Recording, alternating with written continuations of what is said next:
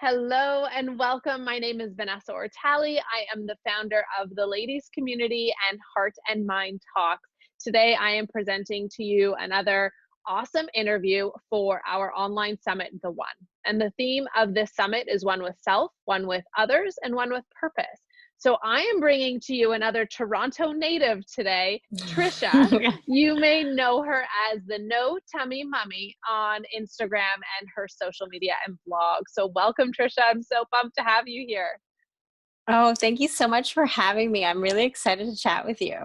Yeah, this will be fun. We're going to chat about how Trisha came into this new purpose that she has and her blog life and everything that she is today, how she got here.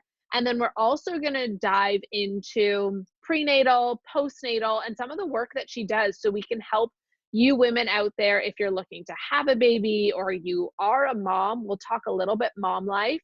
I'm not a mom, so I'm going to have lots of questions for you, Trisha.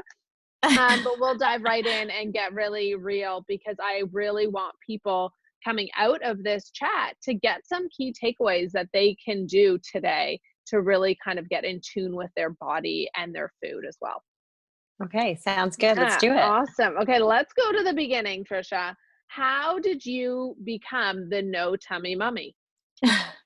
Okay, well, I have to say a lot of people take that term really, really factually, and it's not like I don't sit there and like, hey, show everyone my 6-pack set of abs. I don't have abs. I drink wine. I love pasta. I'm all about balance. But the name actually was derived from my brother, who was kind of making a joke and saying like, yeah, you're like No Tummy Mummy, and I was like, I like it, and it stuck. But the way I started was I was on mat leave with my first daughter. And I've always had a passion for fitness and nutrition. And I actually used to work in marketing for women's fitness products. And while I was on mat leave, I started helping friends with their fitness routines and nutrition plans. And the people would ask me for advice, and I started giving them advice. And I thought, hey, I actually like doing this. This is fun. I am also a trainer and also worked in pharmaceutical sales at the time, and I was on mat leave. And then as I started to realize how much I loved it, I thought, like, I could do this. I enjoyed writing, and I started a blog, and I thought, hey, I'm going to share with people what I love to do, which was working out with my daughter. To be honest, I went from like going to the gym 6-7 days a week pre-baby, and then you have a little one at home, and you're like, okay, well, how am I going to make this work? So it became workouts during nap time, or workouts with my daughter in the family room. So it was a big shift, and I think what I loved about it was I could share that journey with people and help them be inspired too, to have that healthy motherhood. You do lose a lot of yourself, I think. Like I said, I used to go to the gym all the time. It was it was my thing. And now I was like, oh my gosh, what am I going to do? So that's how it started. And then I went back to work, and I couldn't shake it. I kept saying, yeah, it's just a blog, doing it on the side. It's my side hustle. And then I had a second baby, which it took some time. It was a challenge. We had to do some fertility, and but we had a second baby. And then, you know what, the secret, well, it's kind of out, the truth is I actually just left my full-time job. Congratulations. Yeah. Thank you so much. So 13 years in the corporate world. There you go. Wow. Yeah. How does it feel? It feels good. Do you know what? Yeah. Like, I'm still in a little bit of shock, to be quite honest, but yeah, I feel light. I feel happier. I feel good. And I couldn't envision myself going back to that job. And not to say it was a bad job. It was a great job. It was a great company. I was there for 13 years. They were amazing, but I just couldn't see myself doing that job. I was really, really passionate about what I was doing, and I want to continue sharing this passion and purpose. If you want to say, like, if we're talking about finding your purpose, I really felt like I found it, and I wanted to go with it, because if there's any time to do it, it was now. I had my second baby. I took an 18-month mat leave, because in Canada we have 18 months Yeah, now, we're or so in lucky. Ontario, sorry. Yeah. So lucky. So I took the 18 months, and I was toying back and forth. Can I do it? And then I just decided not to go back. And so here I am. I used to do a lot more one-on-one coaching with women with fitness and nutrition, and now I've worked a lot more with brands and companies, which is also evolving too. So So sorry for the cool. long-winded story, but that's kind No, of it's how good. I got to where I am. And I love the word you use, so I wanna highlight it, is light, because often even when I'm working with clients, I always ask them, "What feels lighter?" Like, there's this heavy and light, and we Yes. often know the answer when we just say, like, "What feels lighter?" And then we just know what the Yeah. decision is. It's so easy. Yeah, it's so Yeah, true, right? And yeah. I think when you tap into that feeling, and I obviously, during mat leave, you have a lot of lonely days where you're by yourself and you have to think about things, and you think about, things like, life's too short. You got to really, you want to do what makes you happy and where you feel the most light, I guess. Yeah, yeah. How did you adjust to motherhood? Did you find it um, really easy? Because you mentioned, sometimes you kind of felt like you lost yourself, but, how did you yeah. find it? It was a challenge. Like I said, like me and my husband were married for 5 years. We traveled a lot before we even thought about having a baby. So yeah, it was a transition, and we live in the city, so also, living in a smaller home, it was tough. I mean, I wouldn't change anything, but and we also try to still. Me and my husband commit to date nights. I have Mm, time with my girlfriends. I think we're really lucky that we have a good support system where we can get help at home. So, I think that's the one thing for sure. If any advice I can give any mom is reach out for help. Don't be afraid to ask someone, even a friend, like, hey, can you watch my kids for 2 hours? Let me grab a coffee. And you don't want to do that in the moment, but I look back now and I think, man, like, I was lucky that I did have help, and I was able to get out for date nights and get out with my girlfriends. So, in that sense, the transition was hard, but it was easier with help. And I think as yeah, moms, we need to reach out. We need to ask people. yeah. People are willing to help. I mean, if someone asked me, I would do it. Totally, right? Even as a single girl, a single meaning I don't have children, if my friends were to ask me, which they don't, so if you're hearing this, ask like, "Hey, can you watch my kids for 2 hours?" It's so fun for me because I don't have children, so I'm like, "Yeah, Yeah. okay, baby time." Yeah. And it's Yeah, honestly, even if it's just to get my nails done, like yeah, you just need to get out a little bit. And I think that helps with the transition. And I think also there's a huge part, which is the physical, the fitness side of it. And coming from a world where, before it was so aesthetically driven, like, oh my God, like I want to look, I want to have abs or whatever it is. My mentality shifted so much over the last 5 to 6 years, because it wasn't really about, you know, looking good in a bikini. Although we all want that. It's more like, I want to live long. I want to be healthy. I want to like be at my daughter's wedding. You start like your mentality shifts a whole lot. And so it's mhm, helping moms too. And that's what I love doing is when I speak to other moms about postpartum health and post. I hate saying getting my pre-baby body back because I don't believe in that, but it's having them, like, helping them understand that, like, this is, your body's beautiful, like, you've created a human being, like, it's about embracing that. And working out to be strong, eating healthy to nourish and fuel ourselves, because like, days are long. I've been up since 5. I was at the doctor's office at 8 o'clock this morning. I just like stood wow. in the rain waiting for my daughter right now, so that's why I'm like soaking wet. So it's really shifting that mentality for moms and helping them see that working out and eating good is making yourself feel better, making you happier and healthier, which makes you a happier and healthier mom, and your kids are Yeah, then happier. Oh my God, I know when I haven't worked out, oh my God, I'm not happy. I'm not a good person. mhm, So my patience runs low, right? yeah. So I think, helping moms see that too. What are the most common struggles you see moms having? I think it's time. I think it's finding time. There's a lot going on. We're busy and trying to figure out how to make it work. And I think, you know, it's it's fitting it in, squeezing it in, not overthinking it, thinking that it has to be a perfect workout. Let's say, for example, even if it's just 15 minutes, honestly, like, it sounds so lame, but like going for a walk with a stroller just for 15 minutes makes all the difference. Just getting your blood flowing, and it's the small steps, right? Like, in small shifts and changes that you could do daily.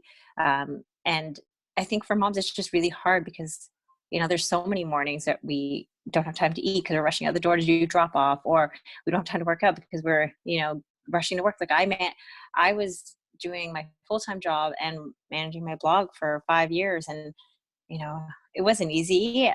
But you just do it. I think, and then you have to just carve out that time for some self-care and some self-love, Yeah. whether it's, a little bit of workout, a little bit of girlfriend time. Do you feel, or did you feel the Yeah. pressures that women are faced with, like being the perfect mom and having to Yes. juggle all of those things? Were the pressures really real for you, and how did you deal with those? Yeah. I think we deal with it every single day. And I Mhm. think it goes hand in hand with the mom guilt and feeling bad about going to the gym when I should be home doing this. And I think like I said, I think to go back to what I said before was, asking for help. And so that you don't feel as guilty. You can never make mom guilt go away. It's going to be there, I guess. But I struggle with it daily. But I know that if I don't do it, I won't be as good of a mom. I could be my best Yeah. mom if I'm taking care of myself, because I know when I'm tired, I know I have less patience. I know when I'm not eating good, if I'm sleeping late, that trickles down, right? And everybody feels it. So, Mhm. trying to just small things, How and did you asking for help. Yeah, it makes sense. How did you choose how to best what a mother and the label of a mother meant to you, and what kind of mom you wanted to be?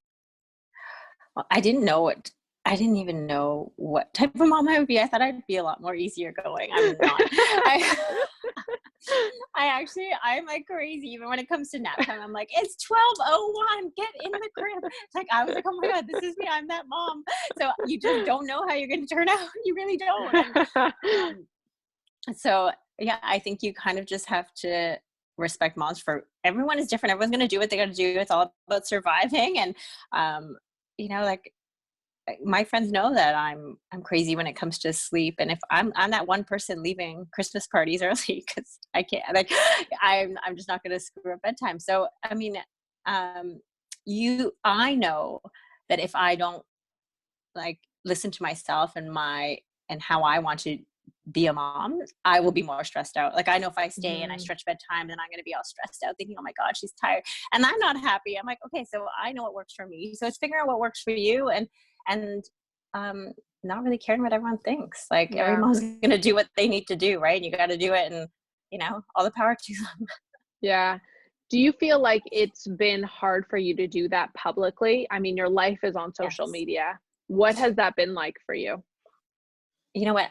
I wish I could be more open with my private life. I probably, I think in that regard, like, I wish I could talk more on video and share my stories of personal life. And I haven't got there yet. And that's just me. I'm Mhm. naturally more of a shy, quiet person. And it's funny because I swear to God, when people meet me, they're always like, oh, I thought you'd be this like really outgoing, loud person. I'm like, why? Because I dance around in a sports bra on Queen Street. I'm like, I am like the most quietest person. So people, they have this expectation that I'll be really loud but no, it is tough because I like having the personal private time, and I think it's just finding what works for you and what you're most comfortable with. And I'm Mhm. still learning to figure that out, and I think we learn Yeah. about that every day, and you get more comfortable, right? So, how do you think that you've built this blog and community to what it is, being a shy person? Like, I know even for me, some days I just like, I really don't feel like going on social. Like, Yeah. what have you done, and why do you think you've been successful at it? um I think I've been great at connecting with people. I'm really good with meeting with people one-on-one. I think Mhm. I am better and more of myself when I reach out to people, and I'm more than happy to meet them for coffee. And I think I did Cool. a lot of that in the early stages of the blog. Is I reached out to a lot of Toronto moms and I said, hey, let's grab a coffee, even with our babies. So I did a lot of that. I attended a lot of like local events where it was just like small mommy groups and stuff. So I did that, and I was more comfortable. I was in a good place because I could manage in a small group. Being a quieter person, it was easier for me. So I think I did a lot of those earlier connections and meeting people face to face, and then from there it just continued to grow. And people got to meet me in person, and they kind of knew who I really am. Um, that, you know, I think I'm pretty nice, you know? Yeah. Yeah, And yeah. so I think I did a lot of the collaboration Mhm. off the gram, I guess. Like Got it. I'm all about human connection. So for me, Yeah. I was all about meeting people for coffee. I still do it. Like I feel like Mhm. half my week is like meeting people for coffee. And my husband's So like, "What are you fun. doing?" I'm like, "I gotta meet someone for coffee." Meeting someone Yeah. for coffee. I'm like, "How much coffee can I drink in a day?" Yeah. I Yeah, but know. there's I don't think nothing will go above like having that human connection and meeting someone face to Yeah. face and getting to know them and really speaking to someone, because anyone could do anything online, right? And Mhm. I think that's important too, and we forget about that often when we're in that online space. Yeah. How have you been able to carry that into online? Like, how can you actually build connection online? If someone's looking to do that, I mean, do you have any tips for them? I think it's starting from the community and like starting with little Mhm. events that you could do Yeah. with in your like neighborhood. I live in the east end of the city, and you know, like if there's ways to get together with mom groups, like I still take my daughter to her music class, meet other moms, and yeah, I think it's, you know, Yeah. That's how the ladies starting there. community started too. I mean, it started Really, with small events because I just wanted to meet really, more, yeah, I wanted to meet more people because all my friends were married and had kids, and it literally was you're as kidding. simple as, I want someone to go to a Blue Jays game with at 3 o'clock in the afternoon who also runs their own business. Like, that was it. And then it Really, just kind of grew from there, and in a couple of months, we had hundreds of people coming out to our mixers, and, you're we and kidding. then it just evolved, yeah, so I really agree with that, human interactions, and even something super simple that we do in our events is, like, we hug everyone when they walk in the door, Really, I because I love just want that. them to feel like, "Hey, like, how are you? I see you. You're here." And it's Yeah, just that human connection. I think for me, it's been tough while traveling and working remotely to still build that, and because I yeah. haven't been able to do as many live events, which is now why obviously Zoom and video makes it so easy to still connect one on one. But yeah, it's how do you still build that connection globally while you can't always meet people in person? Yeah, I think the Yeah. whole video aspect is really helpful. Yeah. I've never been good at it, so the fact that you asked to do it this way Yeah. is great. Yeah. Yeah. Do you find it tough, because I know a lot of people are talking about this now, having pictures of their children online, and this is a Yeah. this is something that it's uncharted territories. Like, we didn't grow Yeah. up with even the internet. Is this something that you've thought about, talked about with your husband? Like, what, Yeah. or has it not played a role in your growth of your brand? It's so funny because when I first started, so obviously I started on Instagram, I had a personal account and I like Yeah. never posted my See? daughter because I was like, I don't want. And then I started this, and I was like, oh, but it's so fun. And you know what? Yeah. I'll be completely honest with you. It did cross my mind at first, and then after I was like, you know what? I'm pretty. I say like I don't show where we live. I Yeah. don't show her school. Um, yeah, I don't talk about those kind of things. Like I don't share where we go to swimming lessons or something. Like I Yeah. won't do any of that. But at the same time, Harper loves it. I'm not even kidding when people tell me So like my cute. kid hates going on camera. Harper is like, can I do an Insta live? Like when she learned that you could do stories live, it was like she was stealing my phone. Then I'd find out she had this whole like live segment. I'm like, oh my god, you just went live on Insta story. Stop. So she went live and you had no idea. Yeah, like we Just were on her. vacation, and I was like, you know, in the back stuffing my face with like pasta. I'm like, oh my god, like can you tell me? Because she really loves it. So to the point, Oh like my I set her up goodness. last night for young people's theater, like for camp. She Oh, like she wants to do auditions for commercials. She really, really loves it. So I so don't have an issue cute. with her. Like she enjoys it. So yeah, no, I don't have an Yeah. issue with it. I just try to Yeah. be safe and you know, I don't show our neighbor. I mean, I show our Yeah. neighborhood, but not exactly where we live. So it like, Yeah. you know, there's things you can do for It's a sure. different world now. And so It is, I don't yeah. think anyone really knows how to navigate it. It's just thinking, even Joe Rogan talks about it all the time. Like, do I give my child a cell phone? What do I do? Yeah. Yeah. It's Yeah, just different. The so things that true. they have to deal with now, we never had to deal with growing up. No, I know. Yeah. And it's, I think we're all learning, right? And it's, Yeah. I, I think it starts, I'm learning this very fast with Harper because she's 7. So she's asking a lot more questions, but it's having these conversations with her about being open with what's happening and having that open line of communication and telling her, like, tell me what you're feeling, what's happening at school. Getting her to talk about her feelings too, right? And getting her comfortable. We didn't do that with my family. Like, I didn't talk about I was feeling sad or disappointed. Like, but now it's just getting her to get comfortable with expressing herself. And so that way she is comfortable if something were to ever happen or she felt a certain way, she could talk about it. Yeah. What else is really important for you to translate to your children and to teach your children? You know what? I never really know how to answer this question because I just feel like we're just doing it. And there's that saying, they learn through action. And not to say I'm always great at it, but when I look at Harper and how active she is, it makes me so happy. And I feel like, oh my God, like, it's because she knows how important activity is in our life. I feel like crying, but the kid, man, like, she's doing soccer, snowboarding, skating, and it's like crazy, and she enjoys it. And I think it's getting them to know that it's important to take care of yourself, to be active, to do things, that we can't just like sit there and watch TV because, I think it's that importance of like taking care of yourself, because everything else after that, if there's a confidence that comes with that, right? When you're taking care of yourself, especially as a woman. She sees you. She sees you do it, and you're her. That's who she's looking up to. Yeah. For sure. And that's the thing that I talk to a lot of my friends about, and mom friends, and just in general, is the people around us are watching. And so when you sacrifice yourself, your health, what you eat, your fitness, everyone around you is watching, your children, your family, your friends. Yeah. So you stepping into your best self empowers and allows everybody else to do the same. Totally. Yeah. When women come to you and they're looking to get more in tune with their body and their food, what are tips and steps that you give them to help them in that journey? So first and foremost, I always say for mom, I always recommend that they see a pelvic floor physiotherapist, and not to dive into that regard right now, but we can dive a little bit into it. This is really interesting to me. Well, I just think it's really important because I think, a woman has a baby, let's just say they go for their 6-week appointment and the doctor's like, yeah, you're fine. You're cleared to go.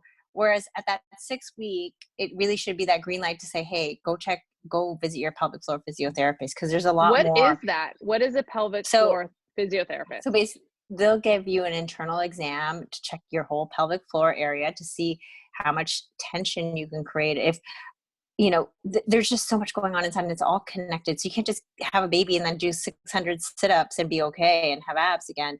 There's just, and then the other side of it is that women think that there's certain things that are quote unquote okay because I had a baby. Like, for example, they'll pee up their pants when they laugh or when they jump, and they'll be like, oh, I had a baby, it's okay. But really, that there's pelvic floor dysfunction there, and that's when they should be seeing a pelvic floor physiotherapist. So I think first and foremost, see a pelvic floor physiotherapist, get that internal exam, see how functional and optimal your core is. And then at that point, that's when you should be speaking to someone who's an expert when it comes to fitness, because there's just so much out there, and finding out what works for you. Sorry. That's fun. Yeah, finding out what works for you. So I think the other side of it is that to have them set small goals. I think, women have a baby and then they're like, okay, I want to like get back in the best shape of my life. And, I think it's being kind to yourself and reminding yourself, man, you just like grew a human for 40 weeks and popped him out, or, and you give yourself some time. And it's not a race, and it's hard. It's a hard adjustment in your mind to think that it's a slower process. And I think it's getting moms to understand that, that you don't have to just like snap back and be back in jeans, and I learned that the hard way too. And I think it is shifting. I think a lot of people are realizing there's that whole body positivity movement, which is amazing. But yeah, like I think getting them to set small goals, to be kind to themselves, to remind themselves what we've just accomplished, man. We're moms. We like we make babies. That's pretty Yeah. freaking amazing, right? Yeah. So yeah, and then starting small and seeking an expert who really knows what they're talking about. One, seeing a pelvic floor physiotherapist, and two, talking to whether it's a personal trainer or someone, even if it's a close friend who's well versed in fitness, because form is everything. People can go to a Barry's class and run on a treadmill and do 1,000 burpees, but like, are you actually like, you just don't want to injure yourself. And especially after having a baby, there's, you can have a lot of discomfort. There's, a lot of shifts that happen in our body internally, not externally, Yeah. internally. Yeah. So, Well, and I think people are becoming more accepting because of people like you. yeah. I think the whole baby thing and how our body changes, people don't talk about it. And then they think they're the only one, like the peeing in your pants thing or Yeah, anything else, right? exactly. So if we can just continue to be more open about what it's like and what our body looks like, and even the Tone It Up girls, have you seen, Tone It Up? Yeah, I know that. Yeah. I haven't seen any of their stuff lately. Yeah, well, and one of the girls had a baby, and it was so neat to see her transition because she was so honest about, like, this is what my stomach looks like right now. And it took her a Yeah. while to bounce back, even though she was a fitness, professional. Yeah. So it's people like you being more real about your journey and what that bounce back actually looks like. Yeah. Um, it's really, I think, getting women to also change their language about it, and that, Mhm. we have to be very, very gentle with ourselves, because also postpartum depression it's not a joke either. I experienced it in my second pregnancy. Mhm. And you just, sometimes it creeps up on you. You don't know, right? Hormones What play was it like huge. for you? Because I think when people talk about postpartum, they don't even know what to look for. Like, what did you feel like, and how did you know that you had it? Um, I think it's different for everybody. For me, Mhm. I had extreme, I don't know even know what the term was, but like, what was it called? And they were like disruptive thoughts. So like I could literally be Mm. crossing the road, and I'd be crossing the road, and I'd have images of like getting hit by a car with the baby. Like so it was Mm. just like creeping up on me that I couldn't think. Everything would just become negative. And I would like, I'm like so all about meditation. So I would like pride myself in the fact that I have a strong mind. Like, how is this happening to me? Like, I was like, I have a positive mind. And like, I'd just be sitting in a coffee shop and think that like a car would drive through the window. And I was like, oh my God, there's disruptive thoughts. Like, they would just come in, and I Wow. wouldn't know how to control them. So I knew something was wrong because I was just paranoid about everything. Like, I didn't want to travel. I was scared to leave the house. Like, you start to isolate yourself. And to be honest, I actually didn't let anyone come and visit for the first 3 months. I just didn't want to see anybody. I didn't want to talk to anybody. I ignored messages. And I think my friends knew, because I just was kind Mhm. of starting to isolate myself and not reply back to anybody. And at that point, you really, like, I'm very lucky I had my husband who, encouraged me to talk to my doctor. And I think if you have any friends that you might even suspect, I think, it's just reaching out to them Yeah. and encouraging them to talk to somebody. It Yeah. happens quite often, and a lot of women don't know, right? Yeah. Um, yeah, um, and at the same time too, I think also, um, I wasn't allowed even to work out for a big portion of my pregnancy. So I was Mm. really down about that. And, there's things that that help you reduce your stress. And if you can't do those things, then, Yeah. it can really weigh on you. Yeah. What do you wish that pre-babies Trisha knew? Um, I wish I, I don't even know if this is going to come out right. I wish I started earlier, I guess. Mm. Like, I wish I started having babies early. My I wish I had grandmother more. will be very happy you just said that. I just wish I knew that it was as hard as it is. Like, people, like you said before, they really paint this really pretty picture. Like, you have a baby, and then you see this mom with this, like, in a white dress with a baby, and they're so pretty and everything. But no, it's like, it's you're tired, you're exhausted, Mm. you're barely eating, and you're trying to eat to keep your milk supply up. So I kind of just wish I had maybe read a little bit more and Mm. talked to more moms about it. You kind of just, no one really tells you, like, that it's dark in some the early weeks. Like, you're That's up what in the middle of the scares me, night. Trisha. That's why I don't know. It's a big decision. I mean, but thank God for like Instagram, because you'll be like you'll be in the middle of the night breastfeeding. No one else in the world is awake and you're just on Instagram. And like, that's when you communicate with all the moms who are also breastfeeding at 3 in the morning. Cause you're like, oh my God, and that's all you can do. Cause you can't really move, right? You just hold your phone and you're just like, okay, I'm here breastfeeding there. Yeah. So it gets really lonely and no one tells you that. And no one tells you how hard it is. Yeah. Yeah. Can you prepare your body better too for before baby? Yeah, I think the best thing you can do is really work out, like exercise, Mhm. or be active the way that you're used to being active, obviously not to introduce anything new. So like if you're not into, if you've never done CrossFit, like I wouldn't suggest in your third trimester go and do CrossFit. Like Right. if you've always been into the yoga, like continue to do yoga, do what your body loves. And then the recovery, they said, doctors have said it also helps speed up that recovery because you're Mhm. just stronger, your body's healthier. And obviously eating well can play a huge impact on that too. Yeah, where are you at now? I mean, you're at such Yeah. an exciting time now that you left your job and you're blogging full time. This is so fun. What do you envision for yourself, and where do you think you want to go from here? Well, I want to write, I've always wanted to write like a children's storybook. So I want to do like a mommy me Mm, storybook, which I think would be super cute. And I'm actually working on with a company to do a little capsule collection for mommy me activewear, so which will be, cute. yeah. And then I am hopefully working on a mini wellness retreat, Mm, like a 3 to 4 day, if everything goes well. We'll see, for moms, because awesome. I think go back to the whole Yeah. self-care portion and the importance of kind of just giving yourself that time without the guilt. Yeah. That's so good. And I know And you of course, I also, hope we can yeah, work together. We'll have I to do something. know we have Yeah. to. It's so fun. We'll Yeah. have to go for coffee when I'm back in Toronto. Yeah. If you ever Yeah, come back, I you're gonna have know, to. right? Yeah, hiding from winter. But I know you also have a 7-day free 7-day challenge that people can Yes. also get access to. Where can they find that? So they can go to my website, www.notimymummy.com, and they can sign up and download it for free. So Cool. yeah, it's available right now. And then I'm going to be working on a new fitness and nutrition program, probably launching spring, summer. But right now I'm offering the 7-day free workout.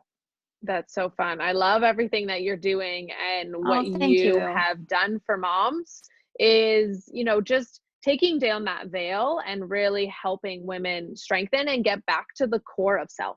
Which is the Yes. theme of this summit is I really wanted just to talk to you and really bring that home of, we need to connect with ourselves first in order for us to connect to Yes, others, whether it be your absolutely. business, your family, whatever that is, because you're better for it.